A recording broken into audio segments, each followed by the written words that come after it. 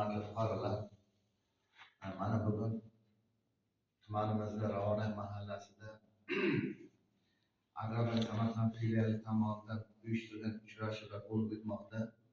Uchrashuvda asosiy maqsadi o'sha bank tomonidan tatbiq qilinadigan kreditlar bo'yicha gaplashib olamiz.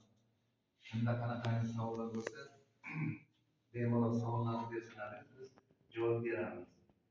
Hozir Agrobank Samarqand filiali tomonidan imtiyozli kreditlar berilmoqda.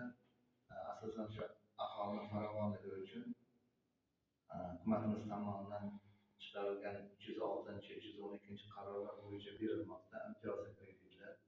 Agar kimda xohish bo'lsa, o'sha imtiyozli kreditlardan foydalanib ishlab chiqarishda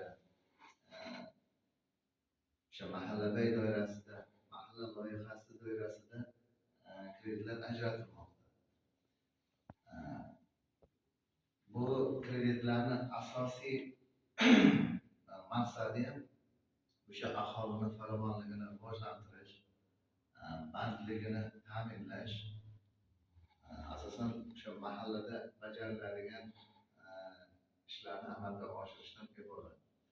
Agar o'sha kreditlarga kimda qaysilaringizda ehtiyojlaringiz bo'lsa, mana bizda mana shu mahallaga biriktirilgan mahalla bankirlarimiz bor, mahalla agentlarimiz bor. Shular tomonidan sizlarda o'rgangan holda o'sha imtiyozli kreditlar ajratiladi. O'sha savollaringiz bo'lsa, men javob beraman. Men o'sha Agrobank Samarqand filialini o'sha boshqaruvchi o'rinbosariman. Agar men bo'lmagan kunlarim o'sha mahallaga biriktirilgan mahalla bankirimiz, mahallaga biriktirilgan agentlarimiz faqat mana shu yerda bo'ladi.